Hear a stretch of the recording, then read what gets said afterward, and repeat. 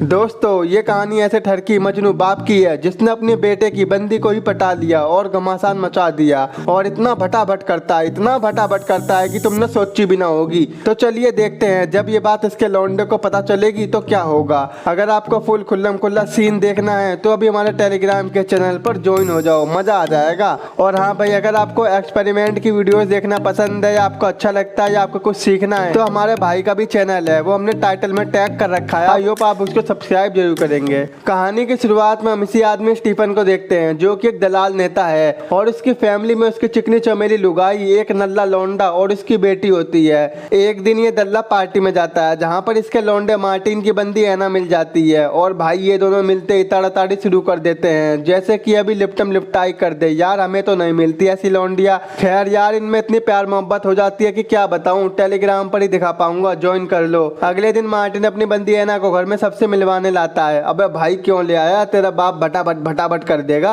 आगे ये सभी खाना खा रहे होते हैं जहाँ पर एना और स्टीफन ऐसी एक्टिंग करते हैं जैसे कि ये दोनों पहली बार मिले हैं। एना भले ही मार्टिन की बंदी है लेकिन इसको मार्टिन के बाप से भी गंदा वाला प्यार है, जहाँ तुम इशारों से ही देख सकते हो। अब एना से रहा नहीं जाता और उसको अपनी ब्लैकी पिटवानी है और वो झटाक से स्टीफन दल्ले को कॉल लगा देती है और कहती है, ससुर जी जल्दी मेरे घर आ जाओ, मुझे छिपकली से बहुत डर लग रहा है। तो स्टीफन कहता है, अरे बहू मेरे लौंडे को बुला ले। तो एना कहती है, नहीं वो तो फुस्सू है, तुम ही आ जाओ। अब स्टीफन तल्ला दो मिलाते हुए एना के घर पहुंच जाता है। जब वो एना को देखता है तो वो मन में सोचता है, ऐसे मत देख हसीना वरना मिंटन से पहले निकाल दूंगा तेरा पसीना। भाई साहब अब ये सुनकर तो भटाभट हो ही जाती है और अब यहाँ से इनकी प्यार मोहब्बत चालू हो जाती है। थोड़े दिन बाद स्टीफन का प्रमोशन हो जाता है। इसी खुशी में ये दल्ला अपने घर में एक पार्टी रखता है जहाँ वो एना को भी बुलाता है। वहीं पर स्टीफन की लुगाई एना से बोलती है, हाँ बहू तेरी फैमिली में कौन कौन है। तो एना बोलती है, मेरी प्यारी माँ और एक मेरा भाई था जो कि प्यार मोहब्बत में टैं बोल गया। लेकिन यहाँ पर भी इस दल्ले की नजर अपने बेटे की बंदी पर होती है। ये तो बस इसकी टाँटा खुश करना चाहता है।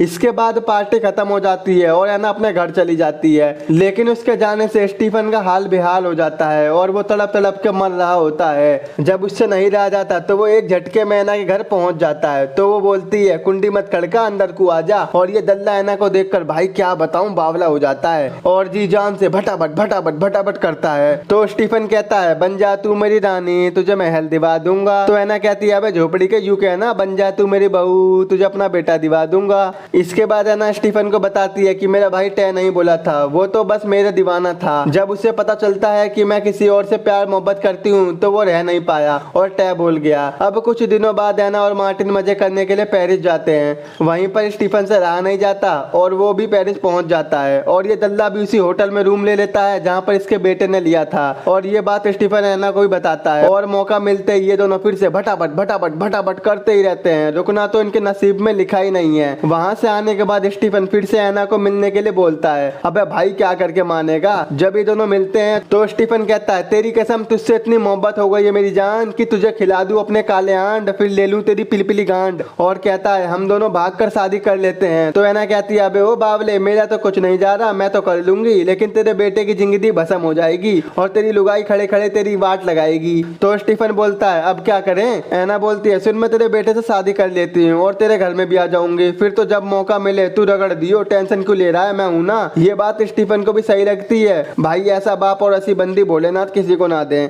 इसके बाद थोड़े दिन बीत जाते हैं। एक दिन स्टीफन अचानक से एना के घर चला जाता है जहाँ पर स्टीफन पीटर नाम के एक आदमी को देखता है जिसे देखकर स्टीफन की जल जाती है कि साला ये कौन आ गया। जब पीटर वहां से चला जाता है तभी एना कहती है, यार तू गलत मत समझियो, मेरी बात सुन ले पहले। एक दिन मेरे भाई ने पीटर और मुझे कार में देख लिया था और पीटर ही वो पहला आशिक है जिसे मैंने सच्चा प्यार किया था। ये देखने के बाद मेरे भाई का दिल टूट गया और उसने सुसाइड कर लिया। लेकिन मेरे भाई के बाद पीटर ने मुझे सहारा दिया, इसीलिए ब्रेकअप होने के बाद भी पीटर मेरा एक अच्छा दोस्त है। ये बोलकर एना वहां पर रोने लगती है और ये उसकी बात मान जाता है। अगले दिन स्टीफन की लुगाई का जन्मदिन होता है और इसी मौके का फायदा उठाकर मार्टिन एना को शादी के लिए प्रपोज कर देता है और एना भी खुशी खुशी उसे हाँ कर देती है। लेकिन मार्टिन की माँ को एना बिल्कुल भी पसंद नहीं थी। रात होते ही स्टीफन एना के रूम में घुस जाता है और ताबड़तोड़ भटाभट करता रहता है। जब वो उस कमरे से बाहर आ रहा था तो उसकी बेटी उसे देख लेती है। अगले दिन स्टीफन अपनी बेटी से बोलता है, बेटा तुम्हारी मम्मी को एना बिल्कुल भी पसंद नहीं है, इसीलिए मैं रात में एना को कुछ समझाने गया था। और ये बात वो भी सच मान लेती है। अगले दिन एना की माँ मार्टिन के घर पर डिनर के लिए आती है जहाँ पर एना की माँ और मार्टिन की माँ के बीच कुछ ज्यादा अच्छी बात नहीं बनती, जिस वजह वजह से स्टीफन खुद ही एना की माँ को घर छोड़ने के लिए जाता है, जहाँ पर एना की मॉम स्टीफन से कहती है, बेटा मुझे पता है कि तेरा चक्कर मेरी बेटी के साथ दबा के चल रहा है और इसे बंद कर दे वरना अच्छा नहीं होगा, और इसी तरह तू करता रहा तो तेरे बेटे और मेरी बेटी की जिंदगी बर्बाद हो जाएगी।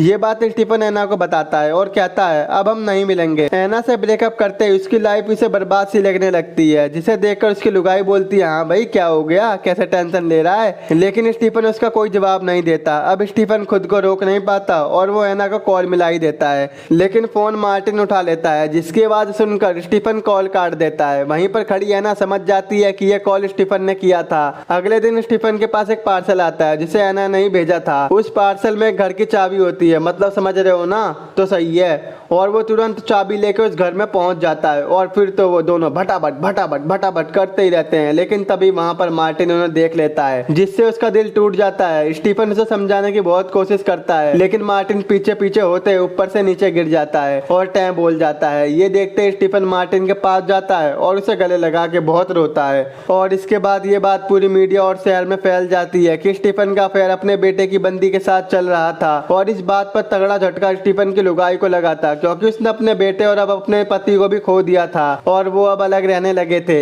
एक दिन स्टीफन एना के पास जाता है, लेकिन एना उससे बिल्कुल भी बात नहीं करती। आगे हम देखते हैं कि अब इस बात को कई साल बीत जाते हैं और वो अब सबसे अलग रहने लगा था, जहाँ पर वो एना की फोटो को देखकर बताता है कि उसने एना और पीटर को एयरपोर्ट पर उनके बच्चे के साथ देखा था। पीटर वही है जो एना का दोस्त है और इस बेचारे स्टीफन की लाइफ बर्बाद हो जाती है और यहीं पर इस मूवी का एंड हो जाता है। दोस्तों, इस मूवी का नाम डैमेज है, जो कि साल 1992 में रिलीज हुई थी। आई होप अगर आपको मेरा एक्सप्लेन पसंद आया हो तो अभी मेरे टेलीग्राम के चैनल पर ज्वाइन हो जाओ। अगर हर सीन को खुल्लम खुल्ला देखना है और मजा ना आए तो कह देना, और हमारे चैनल को सब्सक्राइब, वीडियो को लाइक और शेयर जरूर कर देना। तो मिलते हैं आपसे ऐसी नेक्स्ट वीडियो में।